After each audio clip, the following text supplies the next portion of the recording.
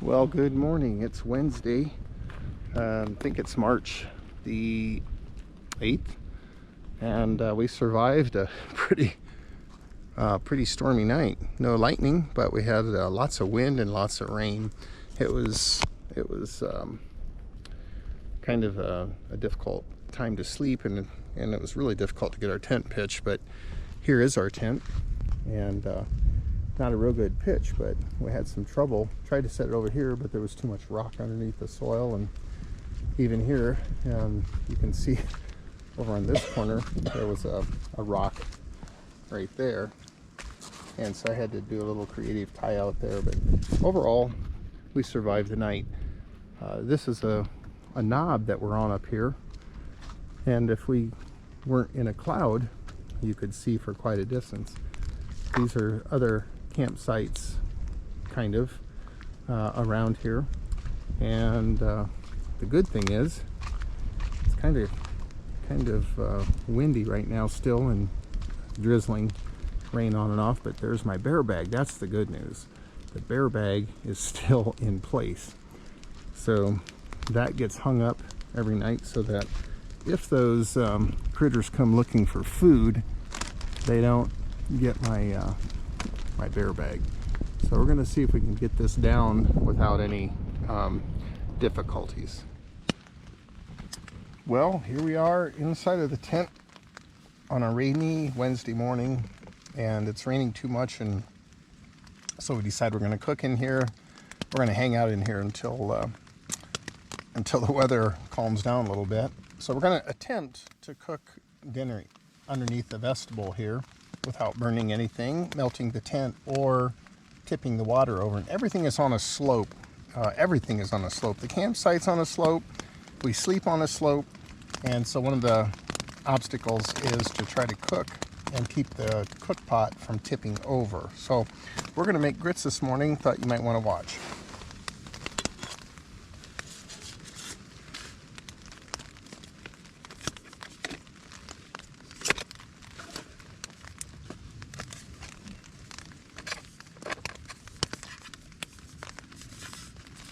So they call that nesting, when everything nests inside of something like a cook pot. That way you can get a lot more in there and not take up so much space. And because there's two of us, we cook for two when we cook. So here's the stove, and the stove just screws into the top of the canister, the fuel canister. There's that. And I need to do something here to keep that sitting relatively flat. Maybe I can use some sticks and stuff to hold that up. There we go. That's pretty flat. And then we put the this little rack that the fuel or the cook pot sits on. The reason we have this in a bag is so that that metal isn't metal against metal, just a place to rattle or rust. So this little device here, this is a Soto Windmaster stove, and this little thing kind of works like a little scissors. It's pretty fascinating. And that just goes around the burner like that. There we are. And then the cook pot, which is now in its cozy that Sherry made. Cozy is nothing more than a piece of insulation, a type of insulation that has foam on the inside and foil on the outside. Kind of difficult to get this off, and you can see there's a lot of debris on the bottom, the leaves and stuff like that. So it's not real handy, but when you're in a tent on a rainy day, nothing is handy, but that's just all part of it. We're going to get through it. There we are. There's the cook pot. Set that aside. And yeah, it's not like the modern conveniences that you experience at home. So everything is more difficult. A simple task is far more difficult. I'm just going to set this on there. It's much safer to fill the cook pot when it's setting on the ground than setting on the burner where it can tip easier. And this little collapsible cup I particularly like because it's got measurements on the inside. Yes, my hands are sterile, don't worry about that. And we'll rinse that just a little bit.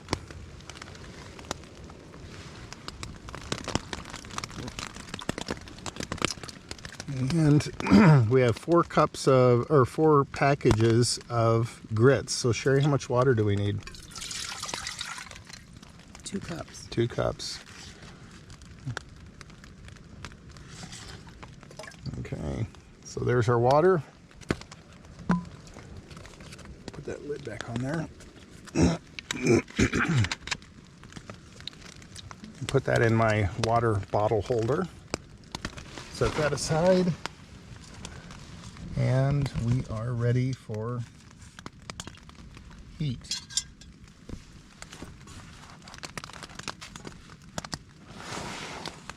This is just like cooking at home if you have a gas range. So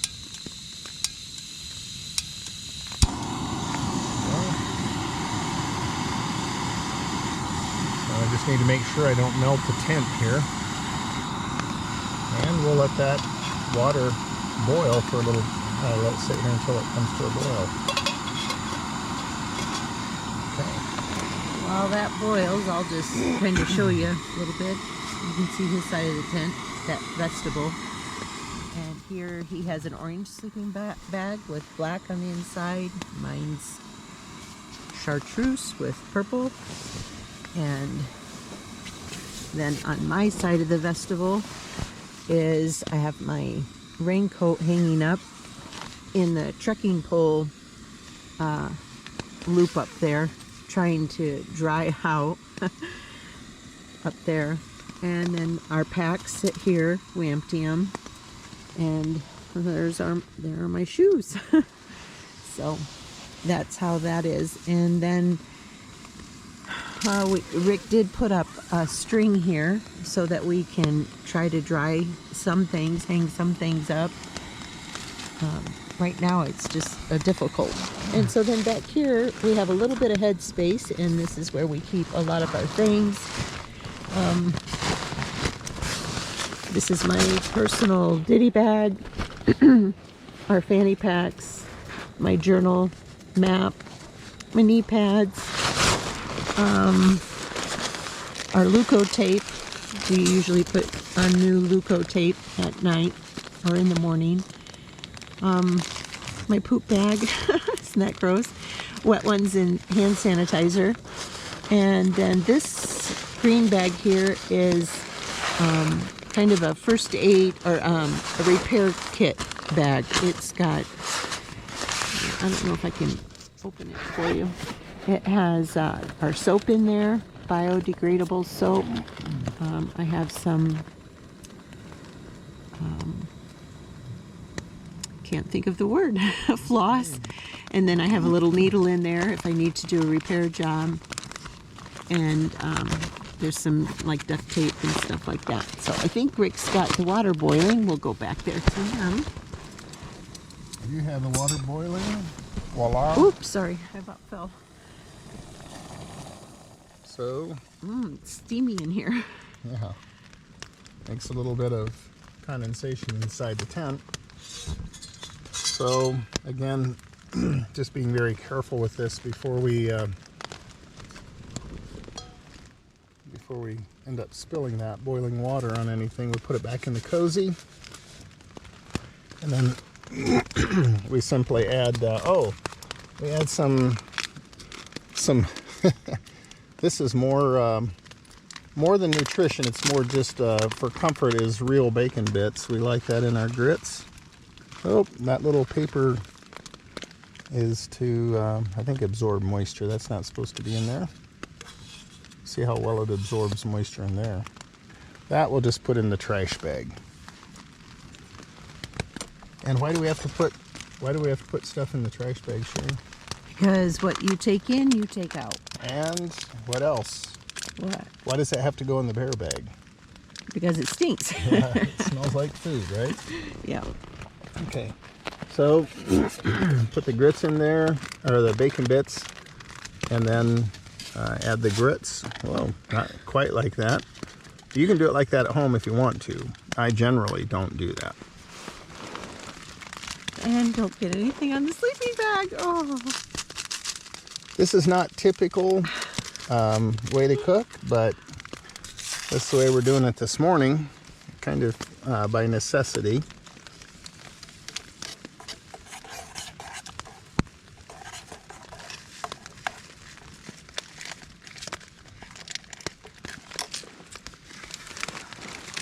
I don't know who thinks that one of those packets are enough for a person for breakfast, but I'm sure even my grandsons could put down 2 or 3 of those tiny little packets.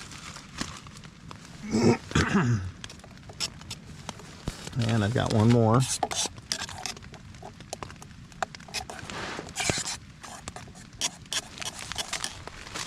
Now you may not think that that looks too good, but let me tell you, when you've been hiking and you're hungry, and last night we didn't cook, we just ate bars for dinner because we were so hungry, but we had to consider the fact that it was raining and blowing, and so we just had bars for supper last night.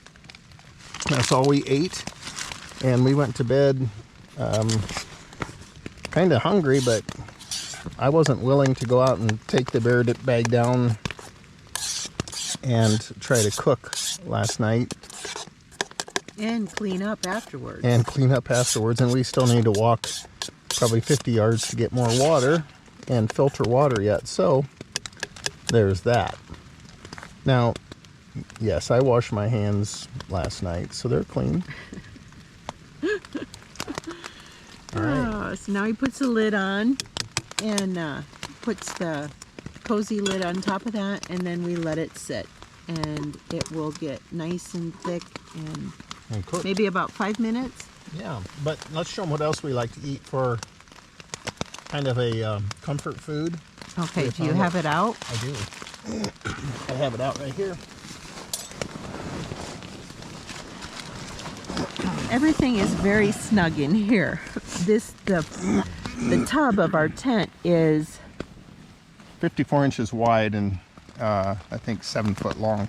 It's just big enough for 2 air mattresses and 2 people, and it's pretty comfortable. I have this slick little knife that I thoroughly enjoy using. I got it as a gift from my 3 children and their spouses. So shout out to you kids, I love that knife, and it's dangerously sharp. So we really like seriously sharp Cabot cheese, and this is one of our favorites. So typically most morning and evenings we will each have a slice of sharp Cabot cheese. This cheese keeps, obviously it's cold right now, but even in warmer weather you can keep that at room temperature for quite a while. That's kind of a cheap piece. I'm going to need a little more. Yesterday morning at the shelter where we stayed, young man shared some of his dried or dehydrated strawberries with me, and so in return I let him have a piece of my Cabot cheese, which he thought was pretty good. So anyway, here we are in our tent, and it's, maybe you can hear it again, it's starting to rain again, and we're just going to hang out here for at least till probably 10-11 o'clock before we head out and make the best of the morning. So bless you and have a great day. Wanted to show you one more thing. I didn't quite get through all my stuff back here. And I wanted to show you. I do have a little pump that I pump up our air pads with, so I don't have to blow into them. And I know it's probably a frivolous thing, but it's a comfort for me. So it's a little pump. Oh, a little pump like that. Very tiny. Already did some sewing repair on it, so that little needle came in handy. And oh, my down booties. These are my down booties for when it gets really cold.